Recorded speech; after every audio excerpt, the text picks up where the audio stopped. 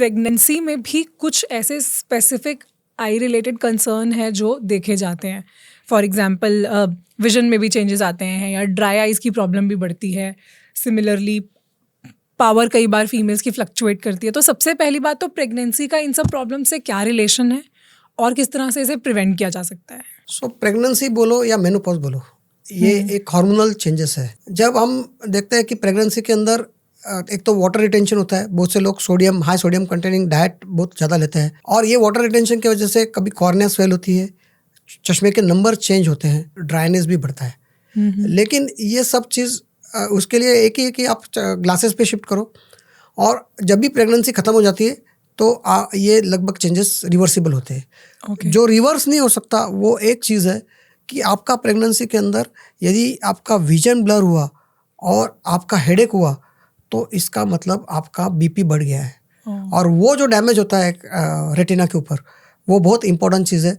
तो जब भी आपको हेडेक और विजन ब्लर लगा तो तुरंत आप जाके आपके गायनेकोलॉजिस्ट के पास प्री इक्लेम्सिया बोलते हैं उसको, तो वो चेकअप कराना बहुत जरूरी है. क्या बोलते हैं इसे? Pre eclampsia. हाँ, और फिर उसकी ट्रीटमेंट हो जाती है. तो ये सब चेंजेस अर्ली स्टेज में रिवर्स होते हैं, लेट स्टेज में रिवर्स होना मुश्किल चल जाता है. ओके. इट इज़ एक्सपेक्टेड कि प्रेगनेंसी में ये सारी चीज़ें होने के रिस्क हैं, तो इन रिस्क को अवॉइड करने के लिए what can a pregnant women do? एक प्रिवेंटिव हेल्थ चेकअप रहता है जिसमें डायबिटीज चेक कीजिए, बीपी चेक कीजिए, आपका शुगर चेक कीजिए, ये एक चीज़ रहता है. दूसरा चीज़ आपका डाइट रहता है. जैसे मैंने बोला लो सोडियम कंटेनिंग डाइट और पोटेशियम कंटेनिंग आप सॉल्ट्स यूज़ कीजिए. Try to shift to the natural food as much as possible. ऊपर से आपके हार्मोन्स कम हो गए तो आपका कैटरैक्ट होना, ग्लूकोमा होना, इसके चांसेस बढ़ जाते हैं. तो हम मेनोपॉज के अंदर बोलते हैं कि आपको हर साल में एक बार चेकअप कराना चाहिए. और ये पूरे फैमिली को समझना चाहिए कि जब ये चिड़चिड़ापन हो रहा है तो ये इसका डॉक्टर की सलाह लीजिए.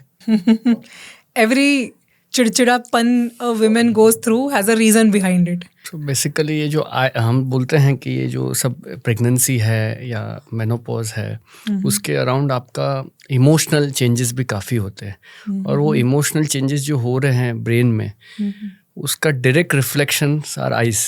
क्योंकि आप देखेंगे कोई भी इंसान अगर खुश है तो भी आइज़ देख के आप बता पाते हो, अगर सैड है तो भी उनकी आइज़ देख के बता पाते हो. वैसे जैसे emotions gate reflected from the eyes. तो हम काफ़ी चीज़ें आइज़ में चेक करने के बाद में भी बता सकते हैं कि उनका ओवरऑल हेल्थ कैसा चल रहा है. प्रेगनेंसी में वेट गेन के वजह से प्रॉब्लम हो सकता है, ब्लड प्रेशर, शुगर प्रॉब्लम्स, तो ये सब का रिफ्लेक्शन आइज़ में दिखता है. और अगर आइज़ में दिखता है तो उसके हिसाब से अगर उसको अर्ली डिटेक्ट करके ट्रीटमेंट किया गया तो प्रेगनेंसी भी आपका काफ़ी स्मूथ. उसके लिए मैं हमेशा पेशेंट को कहता हूँ कि आइज़ दर्द नहीं कहती है, स्पेशली हस्बैंड लोगों को, कि आइज़ दर्द नहीं कहती है लेकिन वो इशारे जरूर करती है. इशारा समझो और action low.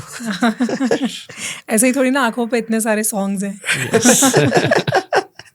Thank you so much for watching this clip. अगर आपको इस क्लिप से फायदा हुआ तो सोचिए पूरे एपिसोड में कितना फायदा होगा. पूरे एपिसोड को देखने के लिए आप गुंजन शाउट्स पे जा सकते हैं जिसका लिंक डिस्क्रिप्शन में है.